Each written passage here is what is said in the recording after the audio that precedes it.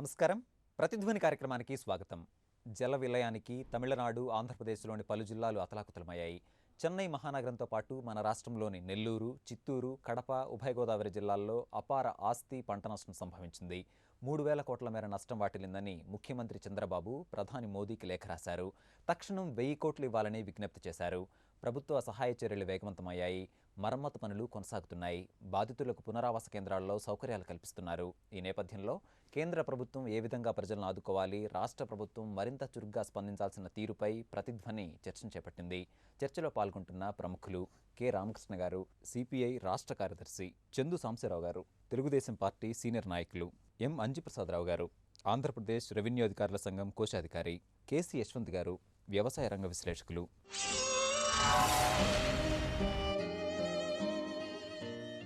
సాంబశివరావు గారు, 10 రోజులుగా కురుస్తున్న భారీ వర్షాల వల్ల 3,000 కోట్లకు పైగా నష్టం వాటిల్లినట్లు ముఖ్యమంత్రి చంద్రబాబు నాయుడు ప్రధాని మోదీకి లేఖ రాశారు. తక్షణం 1,000 కోట్ల రూపాయలు విడుదల చేయాలన్నారు. మరి కేంద్రం తక్షణం ఎలా స్పందించాలంటారు? మన రాష్ట్ర ప్రభుత్వం ఈ యాక్టివిటీస్ అన్నింటినీ కూడా చాలా క్లోజ్గా మానిటర్ చేస్తూ మన యంత్రాంగం మొత్తాన్ని అప్రమత్తం చేసి పార్టీ కార్యకర్తలు అనుకోండి, ఎమ్మెల్యేసు, ఆయా స్థానిక ఎమ్మెల్యేసు, ఎన్జిఓసు అందరినీ కూడా రిక్వెస్ట్ చేస్తూ సహాయక కార్యక్రమాల్లో చురుగ్గా పాల్గొనే విధంగా మోటివేట్ చేస్తున్నాం. ఎవరైతే ఈ వర్షాలకు ఇబ్బంది పడుతున్నారో వాళ్ళని సేఫ్ ప్లేసెస్కి తరలించడం, లేదు వాళ్ళ ఇంట్లో ఉండగలిగిన పరిస్థితి ఉంటే వాళ్ళకి బియ్యము, పప్పు, నూనె, కిరసనాయిల్ లాంటివి తక్షణమే ఇవ్వటం. ఆ ప్రాసెస్ స్టార్ట్ అయిపోయింది ఆల్రెడీ త్రూ పీడిఎస్. 2-3 రోజులు ఇంకా వర్షాలు పడతాయి అంటున్నారు. ఫైనల్గా మనకి నష్టం ఏ మేరకు ఉంటుంది అనేది ఇంక తెలియదు. కానీ ప్రాథమిక అంచనాలు రెవెన్యూ వాళ్ళు చెప్తున్న దాన్ని బట్టి అరౌండ్ 3,000 crores నష్టం జరిగి ఉంటుంది. దానికి మాకు వెంటనే 1,000 కోట్లు మీరు రిలీఫ్ ఇవ్వాలి ఫ్రమ్ డిఫరెంట్ డిపార్ట్మెంట్స్. ఇప్పుడు హైవేస్ కానివ్వండి, వ్యవసాయ డిపార్ట్మెంట్స్ కానివ్వండి, ఫుడ్ కానివ్వండి, వీటన్నిటికీ రకరకాలుగా మన వాళ్ళు లెక్కలేస్తే 1,000 కోట్లు, 1,000 కోట్లకి ఆ డిపార్ట్మెంట్స్తో పాటుగా ప్రధానమంత్రి గారికి కూడా లెటర్ రాయటం జరిగింది. ఇప్పుడు హైవేస్ని రిపేర్ చేయాలి, ఎవరో రావాలి, ఎవరో చేయాలనేది అప్పటిదాకా వెయిట్ చేయలేము. కాబట్టి మన సిద్ధారాఘవరావు గారి స్పాట్లో ఉండి తనకున్న రిసోర్సెస్లో ఎమర్జెన్సీ రిలీఫ్ వర్క్ చేస్తున్నారు, రిపేర్స్ చేస్తున్నారు. అలాగే మనం మిగతా చేయాల్సిన కార్యక్రమాలు కూడా, ఊర్లో చెరువులు కట్టలు తెగిపోయినాయి, వాగులు పొంగుతున్నాయి, ప్రజలు వెళ్ళి రావడానికి ఇబ్బందిగా ఉంది. ఆ తెగిన కట్టల్ని కొంతవరకు మనం ఇప్పుడే చేసుకోవాల్సిన అవసరం ఉంది. ఇవన్నీ కూడా చేస్తున్నారు. కాబట్టి ఆ రిలీఫ్ కోరాము. సెంటర్ కూడా పాజిటివ్గా స్పందించదనే ఆశాభావంతోనే ఉన్నాం. రామకృష్ణ గారు, తమిళనాడు, ఆంధ్రప్రదేశ్లో వర్ష బీభత్సం ఎట్లా ఉంది? సామాన్య ప్రజలు ఎట్లాంటి ఇబ్బందులు ఎదుర్కొంటున్నారు? మన రాష్ట్రం ఏమంటే 2 రకాలుగా ఇబ్బందులు పడింది. ఎందుకంటే ఒక వారం క్రితం వరకు అందరం కూడా తీవ్రమైన కరువు పరిస్థితులు ఉన్నాయి, వర్షాభావ పరిస్థితులు ఉన్నాయి. 350 మండలాల్లో ఇంత తీవ్రమైన కరువు ఉందని చెప్పి అన్ని రాజకీయ పార్టీలు, గవర్నమెంట్ కూడా 196 మండలాలు ఆల్రెడీ కరువు మండలాలుగా డిక్లేర్ చేశారు. ఈ నేపథ్యంలో ఈ వర్షాలు అధికంగా రావడము, వర్షాలు కూడా ఊహించని పద్ధతుల్లో డివాస్టేషన్ కూడా చాలా ఎక్కువ ఉందన్నమాట. నేను కూడా నిన్న గూడూరు, సూళ్ళూరుపేట, తిరుపతి, కాళహస్తి ఆ ప్రాంతాలంతా కూడా మేము తిరిగాము. మా పార్టీ ప్రతినిధి బృందం అంతా. ప్రతి దగ్గర కూడా పెద్ద ఎత్తున తీవ్రమైన నష్టం ఉంది. పేదవాళ్లే కాదు, సాధారణ ప్రజలే కాకుండా బాగా ఎంతో మంచి బిల్డింగ్లు కట్టుకున్న చోట కూడా విపరీతంగా నీళ్ళు వచ్చి ఇబ్బందులు పడినారు. అన్నిటికంటే ఆశ్చర్యం ఏమంటే ఈ కుంటలు, చెరువులు ఇవన్నీ కూడా చాలా పెద్ద స్థాయిలో తెగిపోయినాయి. ఇప్పటికి కూడా నీళ్ళంతా కూడా సమృద్ధిగా ఎక్కడ పడితే అక్కడ రోడ్లలో కనపడతా ఉన్నాయి. తర్వాత అన్నిటికంటే మన రాష్ట్రానికి సంబంధించామంటే ప్రధానమైన జాతీయ రహదారి చెన్నై టు కోల్కతా. అది మనకున్నదే NH5, అది మేజర్ రహదారి. అది దాదాపు 16వ తేదీ నుంచి అది బంద్ అయిపోయింది. నిన్న కూడా మేము సాయంత్రం పోయి చూసి ఇంకా వర్క్స్ చేస్తున్నారు తప్ప అది ఇంకా ఎప్పుడు పునరుద్ధరిస్తారో చెప్పలేము. మారుమూల ప్రాంతాల్లో ఉన్న రోడ్లు కూడా చాలా చోట్ల పోయినాయి. ఆ రకంగా కూడా నష్టపోయారు. తర్వాత ఇంతకుముందు సాంబశివరావు గారు చెప్పినట్లుగా గవర్నమెంట్ యంత్రాంగం కూడా బాగానే కదిలి పనిచేసింది. మేము నిన్న గూడూరు పోయినప్పుడు 2 చనిపోతున్న వాళ్ళను NDRF వాళ్ళు పోయి అప్పటికప్పుడు కాపాడినారు. వాళ్ళను మా ముందు కూడా హాజరు పెట్టారు. మేము కూడా వాళ్ళని అప్రిషియేట్ చేశాం. కాబట్టి నిజంగా NDRF అనేది అక్కడ లేకపోతే ఆ 2 కూడా చనిపోయి ఉండేవాళ్ళు, ఆ వరదల్లో కొట్టుకొని పోయేవాళ్ళు. కానీ ఇంత డివాస్టేషన్ జరిగినప్పుడు సహజంగా అందరినీ ఒకేసారి గవర్నమెంట్ ఆదుకుంటుంది, రెవెన్యూ యంత్రాంగం ఆదుకుంటుంది అంటే అది కూడా అత్యాశ అవుతుంది. ఇంకా అనేక ఇబ్బందులు ఉన్నప్పటికీ వారందరం కూడా ఆదుకోవాలి. ఈ సందర్భంలో సెంట్రల్ గవర్నమెంట్ కూడా మనకి హౌసింగ్ స్కీమ్ ఇచ్చారు. కాబట్టి ఇవి పాక్షికంగా ఇళ్ళు ఏవైతే పోయినాయో, అదేవిధంగా పూర్తిగా ఇళ్ళు ఎవరైతే కోల్పోయారో వాళ్ళందరికీ కూడా ఆ స్కీమ్ కింద ఇళ్ళు ఇస్తే బాగుంటుంది. తర్వాత ఇచ్చే ఇది కూడా పెంచాలి. ఎందుకంటే 25 కేజీలు ఏదో చెప్పాడు, 20 కేజీలు ఏమో. అది కాకోకుండా కనీసం ఒక 50 కేజీల బియ్యం అయినా ఇస్తే బాగుంటుంది. కడప, చిత్తూరు, నెల్లూరు జిల్లాల్లోనే ఎక్కువ ఈ డివాస్టేషన్ ఉంది. అదే ప్రకాశం జిల్లాకు వచ్చేలోగా ఈ వాన వల్ల వాళ్ళకి కొంత ఉపయోగమే ఉందని కూడా చెప్తున్నారు. కర్నూలు జిల్లాలో వానే సరిగా రాలే. అనంతపురం జిల్లాలో కూడా కొద్దిగా వచ్చింది తప్పితే అక్కడ ఇంత పెద్ద ఆస్తి నష్టం కానీ పంట నష్టం కానీ అక్కడ కనపడడం లేదు. ఏదేమైనా సరే ఇవాళ కేంద్ర ప్రభుత్వం స్పందించాలి. ఎందుకంటే రాష్ట్ర ప్రభుత్వంతో నిధులను చాలా లిమిటెడ్ కాబట్టి కేంద్ర ప్రభుత్వము మన రాష్ట్ర ముఖ్యమంత్రి గారు కోరినట్లుగా 1000 కోట్ల రూపాయలు ఇస్తే తప్ప ఇవాళ ప్రజలను ఆదుకునే పరిస్థితి లేదు. ఆ రకంగా ఆదుకోవాల్సిన బాధ్యత కూడా కేంద్ర ప్రభుత్వం పైన ఉంది. అంజయ్ ప్రసాద్ గారు, ఇటు భారీ వర్షాల వల్ల అనేక గ్రామాలు జలదిగ్బంధంలో ఉండటాన్ని మనం చూస్తూ ఉన్నాం. ఊర్లు జలపాతాలను తలపిస్తున్నాయని చెప్పి అంటున్నారు. జనజీవనం స్తంభించిపోయింది. మరి మొత్తం మీద ప్రభుత్వ సహాయక చర్యలు ఎట్లా సాగుతున్నాయి? ఈ నెల 8వ తారీఖు నుంచి ఈ రోజు వరకు కూడా ఈ 3 జిల్లాల్లో వర్షం అతలాకుతలం చేసింది.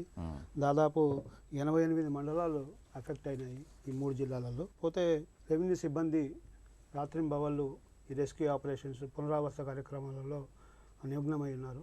మొత్తం VRO నుంచి డిస్ట్రిక్ట్ కలెక్టర్ వరకు కూడా ఎవరు ఇళ్ళకు పోకుండానే ఈ రెస్క్యూ ఆపరేషన్స్, పునరావాసం సహాయ చర్యల్లో ఉంటున్నారు. 488 ట్యాంక్స్ డ్యామేజ్ అయినాయి. భయంతో 83 ట్యాంక్స్ మేమే బ్రీచ్ చేయడం జరిగింది. వర్షం ఎక్కువైపోయి అపాయం జరుగుతుందనే ఉద్దేశంతో నెల్లూరు జిల్లాలో 75, కడప జిల్లాలో 8 ట్యాంక్స్ బ్రీచ్ చేయడం జరిగింది. అంటే in order to save the lives. 35 మంది ఇప్పటి వరకు చనిపోయారు. ఒక 4 మిస్సింగ్లో ఉన్నారు. ఇప్పటి వరకు 34,957 మందిని తరలించారు.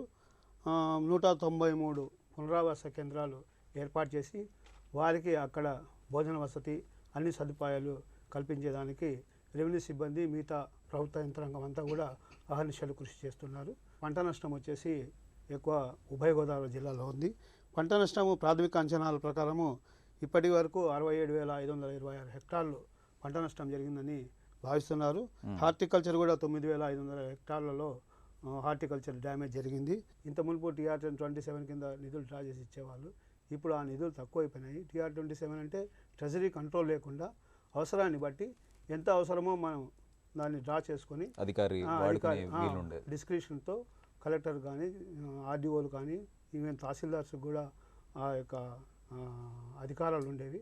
అధికారాలు రిస్టోర్ చేసి TR-27 కింద అవసరాన్ని బట్టి మనము ఆ నిధులు డ్రా చేసుకొని ఇస్తే తర్వాత మనం కేంద్ర ప్రభుత్వం నిధులు ఇచ్చినప్పుడు ఆ ఫుల్లీ డ్యామేజ్డ్, పార్టీ డ్యామేజ్డ్ హౌసెస్కు, వాళ్ళకు రీహాబిలిటేషన్కు, తర్వాత ఈ పంట నష్టానికి ఇవ్వాల్సిన పరిహారం అంతా కూడా ఇచ్చేదానికి ఆ నిధులతో మనం తర్వాత చూసుకోవచ్చు. యశ్వంత్ గారు, వర్షాల వల్ల జరిగినటువంటి నష్టాన్ని చూస్తే ఒకవైపు ఇటు ఉభయ గోదావరి, చిత్తూరు, నెల్లూరు జిల్లాల్లో భారీ స్థాయిలో పంట నష్టం జరిగింది అనేటువంటి వార్తలు మనం వింటున్నాం. మరొక వైపు కొన్ని జిల్లాలకు ఈ వర్షం మేలు చేసిందని కూడా అంటున్నారు.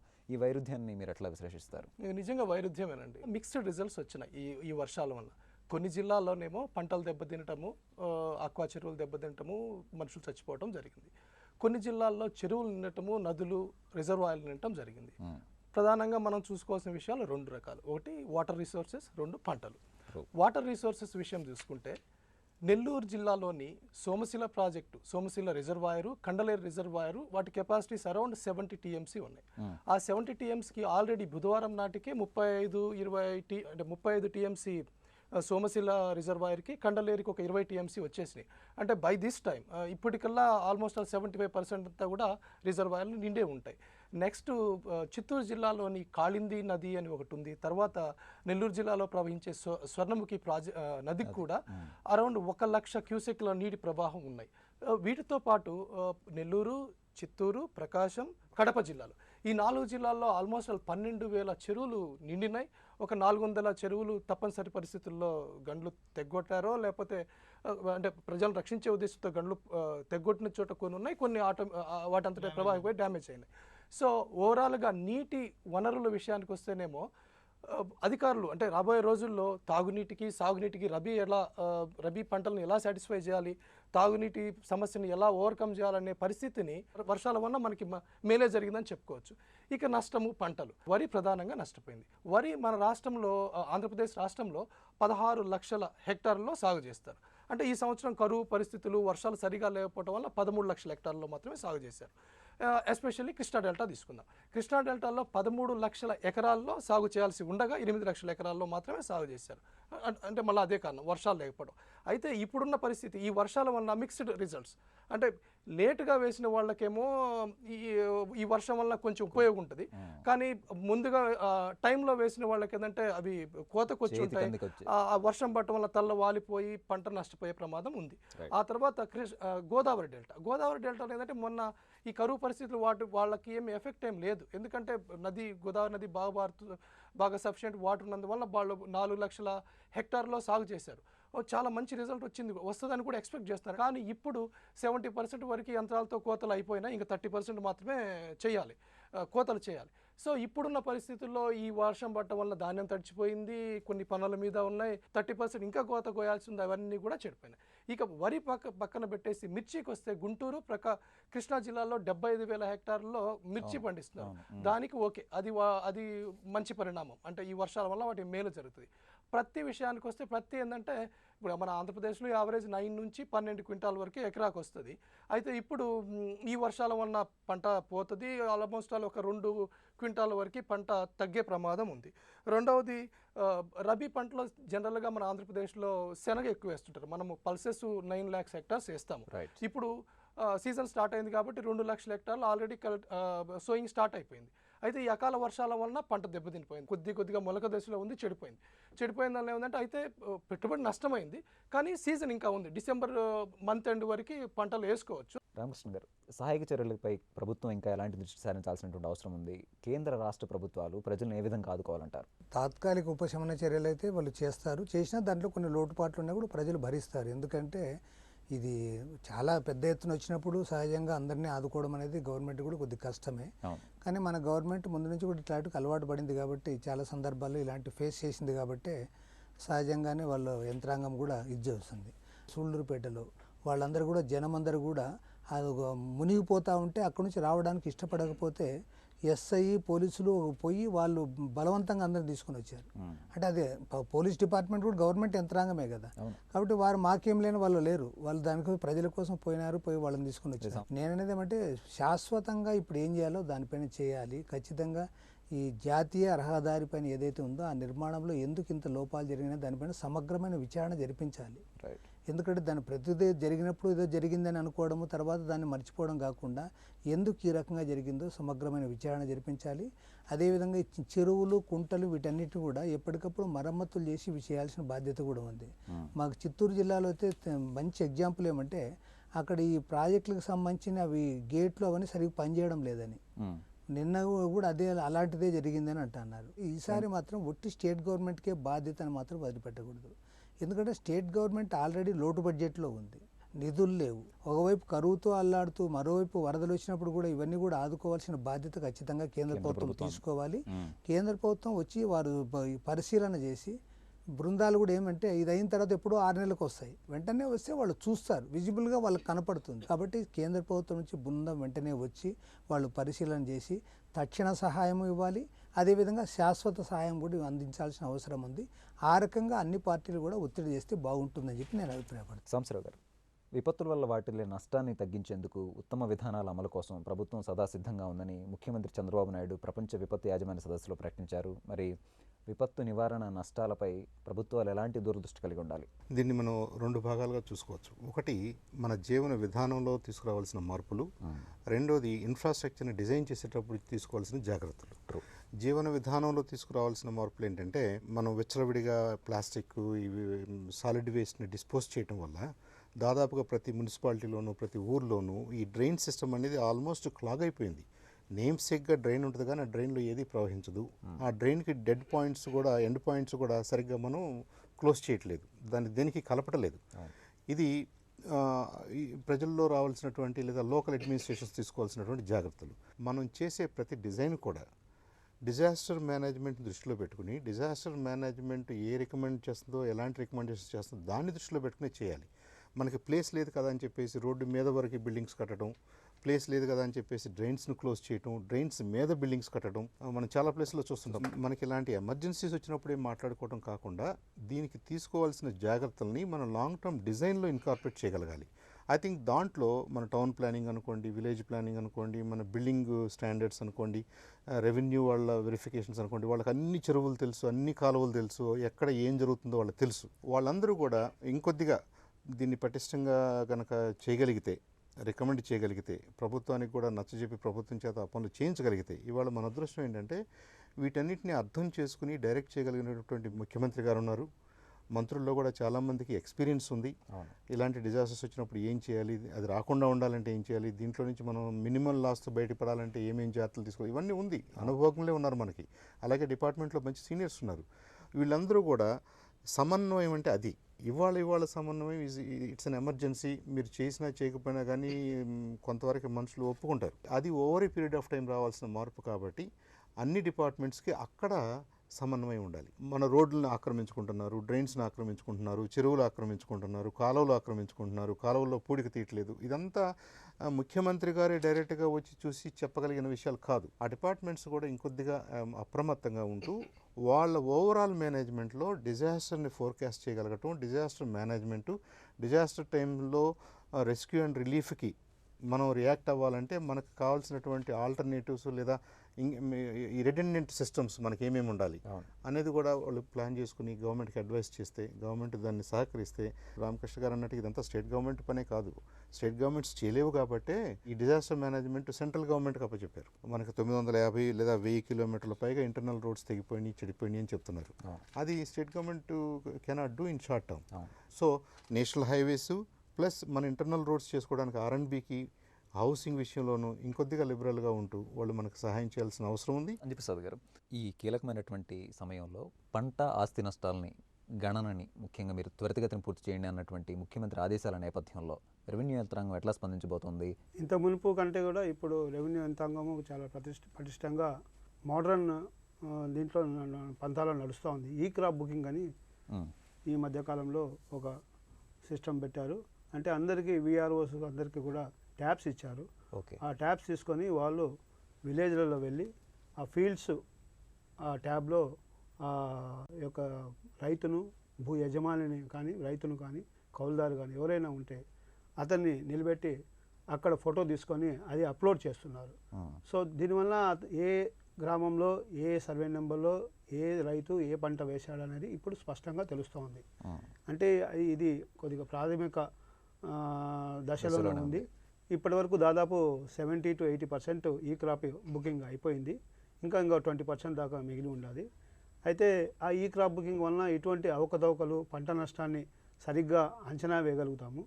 అది ఇటువంటి టెక్నాలజీ మనము బాగా యూటిలైజ్ చేసుకుంటే కన్నా ఎలాంటి అవకతవకలకు ఆస్కారం లేకుండా ఉంటుంది. దాదాపు 1000 కిలోమీటర్ల తీర ప్రాంతం ఉంది కాబట్టి డిజాస్టర్ మేనేజ్మెంట్ ప్లాన్ అనేది మనం పక్కాగా ప్రణాళిక చేసుకోవాలి. సిబ్బందికి కూడా ఇటువంటి ఈ డిజాస్టర్ మేనేజ్మెంట్లో ఒక ప్రత్యేక శిక్షణ ఇవ్వాలి. తీర ప్రాంతాల్లో ఉండే రెవెన్యూ సిబ్బందిని పెంచాలి. ఇటువంటి సమయాలలో పక్కాగా ఒక సైక్లోన్ షెల్టర్స్ ఉంటే ఇంతకుముందు ఈనాడు వాళ్ళు టేకప్ చేసి సూర్య భవనాలు కట్టారు. అవన్నీ కూడా సరిగ్గా మెయింటైన్ చేస్తూ వాటిని రిపేర్ చేస్తూ సకాలంలో మనం రీహాబిలిటేషన్ ఇచ్చేదానికి ఆస్కారం కల్పించాలి. అండర్ గ్రౌండ్ ఎలక్ట్రిసిటీ వ్యవస్థను మనం చేపడితే ఎలక్ట్రిసిటీ కూడా కంటిన్యూస్గా ఉంటుంది. కమ్యూనికేషన్ వ్యవస్థ ఇంకా పటిష్టం చేసుకోవాలి. లేటెస్ట్ టెక్నాలజీని ఉపయోగించుకొని మనం కమ్యూనికేషన్స్ను వ్యవస్థను ఇచ్చేయాలి. అందరికీ కూడా ఇట్లా ట్యాబ్స్ ఇచ్చినట్లు కూడా యూజర్ ID ఇచ్చేసి అందరికీ కూడా ఒక గ్రూప్ డైలింగ్ సిస్టంలో పెట్టుకుంటే కలెక్టర్ నుంచి ఎవరైనా కానీ ఒక VROకు డైరెక్ట్గా కలెక్టర్ నుంచి VROకు లేదంటే తహసీల్దార్ నుంచి VROకు డైరెక్ట్గా ఆదేశాలు ఇచ్చే అవకాశం ఉంటే వెంటనే తక్షణ చర్యలు చేపట్టడానికి అవకాశం ఉంటుంది. యశ్వంత్ గారు, అతివృష్టి అనావృష్టి వైపరీత్యాల మధ్య రైతులు అల్లాడిపోవటాన్ని చూస్తూ ఉన్నాం. మరి ఈ నేపథ్యంలో రైతుల్ని కేంద్ర రాష్ట్ర ప్రభుత్వాలు ఎలా ఆదుకోవాలంటారు? గౌరవ ముఖ్యమంత్రి గారు ఈరోజు కడప, నెల్లూరు జిల్లాలో పర్యటిస్తున్నారు. సో దాని మీద అధికారులతో సమీక్ష సమావేశాలు నిర్వహించారు కూడాను. అయితే దీనిలో భాగంగానే ఆల్రెడీ ఒక 110 NDRF బృందాలను డిప్లాయ్ చేయడం జరిగింది. దానివల్ల పెద్ద ఎత్తున సహాయ చర్యలు జరుగుతున్నాయి. ఆ తర్వాత ఒక 190 వరకు పునరావాస రీహాబిలిటేషన్ సెంటర్స్ పెట్టారు. ఒక 22,000 మందిని రీహాబిలిటేషన్ సెంటర్స్ తరలించి వాళ్ళని టేక్ కేర్ చేస్తున్నారు. ఆ తర్వాత ముఖ్యమంత్రి గారు నిన్న రివ్యూ మీటింగ్లో కూడా రెవెన్యూ అధికారులని ఆదేశించారు. మనకి రివైజ్డ్ రిలీఫ్ మెజర్స్కి మొన్న ఏప్రిల్లో ఒక గెజెట్ వచ్చింది. చనిపోయిన వ్యక్తులకి 4 లక్షలు మాత్రమే ఇవ్వాలని, 4 లక్షలు ఇస్తామని చెప్పారు. కానీ రాష్ట్ర ప్రభుత్వం 5 లక్షలు కూడా చేయడానికి 5 లక్షలు ఇస్తారని కూడా ముఖ్యమంత్రి గారు ప్రకటించారు. ఆ తర్వాత ఈ రీహాబిలిటేషన్ సెంటర్స్లో ఉన్న వాళ్ళకి, ఇబ్బందుల్లో ఉన్న వాళ్ళకి గ్రాసరీస్ 20 కేజీల బియ్యము, చక్కెర, పామాయిల్ అన్నీ ఇస్తున్నారు. సిచ్యువేషన్ అనలైజ్ చేసి నష్టం ఎంత అయిందని చెప్పగలిగితే వాళ్ళకి త్వరగా, అంటే వాళ్ళకి పెట్టుబడి రాయితీలు త్వరగా ఇవ్వగలిగితే చాలా బాగుంటుంది. అంటే అదివరకు గెజెట్ ప్రకారం ఏముందంటే 50% అయితేనే గతంలో ఉండేది, ఇప్పుడు 33%కి తగ్గించారు. 33% డ్యామేజ్ అయినా సరే అది పెట్టుబడి రాయితీ ఇవ్వాలని చేశారు. రైతులు కూడా అప్రమత్తంతో ఉండాలి. ఎందుకంటే పొలంలోకి నీళ్ళన్నీ వచ్చి ఉంటాయి. ఆ పంట పొలాల్లో కాలువలు దవ్వుకొని ఆ నీళ్ళన్నీ పక్కకు తీయటము, ఆ తర్వాత పడిపోయిన పంట దుబ్బులు ఉంటే వాటిని నిలబెట్టుకొని కట్టలు కట్టుకోవటము, ఇవన్నీ చేయాలి. దీంతో పాటు డాట్ సెంటర్స్ ఉంటాయి, ఏరువాక కేంద్రాలు, వాటితో కంటిన్యూస్గా కోఆర్డినేట్ చేసుకుని వాళ్ళు ఏమైనా సలహాలు సూచనలు ఇవ్వాల్సిన అవసరం ఉంది. దాంతోపాటు యూనివర్సిటీస్ ఉంటాయి, అగ్రికల్చర్ యూనివర్సిటీలు ఉన్నాయి, వాళ్ళు కూడా ఒక యాక్షన్ ప్లాన్ రెడీ చేసుకోవాలి. ఆ యాక్షన్ ప్లాన్ రెడీ చేసుకొని రైతులకు సమాచారం అందించి వాళ్ళని ఈ పరిస్థితి నుంచి గట్టెక్కించడానికి ప్రయత్నించాలి. రామకృష్ణ గారు చెప్పినట్టు ఎప్పుడో పంట నష్టం అయిపోయిన తర్వాత ఎప్పుడో వచ్చి ఎగ్జిబిషన్ చూడడానికి వస్తున్నట్టు అట్లా ఉంటే కుదరదు. మనం పూర్వం జరిగినవి చూసుకుందాము. గత 20 సంవత్సరాల్లో మన ఆంధ్రప్రదేశ్ ప్రభుత్వం, యునైటెడ్ ఆంధ్రప్రదేశ్ 59,000 కోట్ల రూపాయలు మనం నష్టం వాటిల్తే వాళ్ళు ఇచ్చింది కేవలం 9,600 కోట్లు. 2009లో కర్నూలులో వరదలు వచ్చినప్పుడు 11,700 కోట్లు నష్టం అయితే వాళ్ళు ఇచ్చింది 680 కోట్లు. 2010లో లైలా తుఫాన్ వచ్చినప్పుడు 1357 కోట్లు నష్టం అయితే కేవలం 75 కోట్లు మాత్రం ఇచ్చారు. అంతెందుకండి, మొన్న 2014లో హుదూద్ తుఫాన్ వచ్చినప్పుడు మనం ప్రాథమిక ఓవరాల్గా, అంటే కేంద్ర ప్రభుత్వ అంచనాల ప్రకారము, స్టాండర్డ్స్ ప్రకారము, రాష్ట్ర ప్రభుత్వ స్టాండర్డ్స్ ప్రకారం మొత్తం 21,000 కోట్లు మనం అంచనా వేసి వాళ్ళకి ఇస్తే, ఆ రోజు ప్రధానమంత్రి గారు వచ్చినప్పుడు 1000 కోట్ల రూపాయలు అనౌన్స్ చేశారు. కానీ మనకు వచ్చింది ఎంత అండి, 400 కోట్ల రూపాయలు మొన్న ఇస్తామని చెప్పారు. కానీ ఆ లెటర్ కోసం ఇంకా వెయిటింగ్. యశ్వంత్ చెప్పింది కరెక్ట్. 21,000 హుదూద్ తుఫాన్ నష్టం అన్నారు. వారు ఇచ్చింది ఏమి, ఆయన ప్రకటించిన 1000 కోట్లు కూడా ఇవ్వలే. ఎంపీలందరూ ఢిల్లీలో ఉంటారు కాబట్టి వారు గట్టిగా పట్టుబడి కేంద్ర ప్రభుత్వం ఈ విషయాల్లో మాత్రం సత్వర చర్యలు తీసుకొని మనకి రీహాబిలిటేషన్ కానీ రీప్లేస్మెంట్ కానీ మనీ త్వరగా అందించాలి. భారీ వర్షాల వల్ల తమిళనాడు, ఆంధ్రప్రదేశ్లో జరిగిన భారీ నష్టంపై కేంద్రం తక్షణం స్పందించాలి. రాష్ట్ర ప్రభుత్వాలు సహాయక చర్యలను మరింత వేగవంతం చేయాలి. ప్రకృతి విపత్తుల నివారణ చర్యలపై ప్రభుత్వాలకు దూరదృష్టి, ఉత్తమ విధానాలు ఉండాలని నిపుణులు అంటున్నారు. ఇది నేటి ప్రతిధ్వని. నమస్కారం.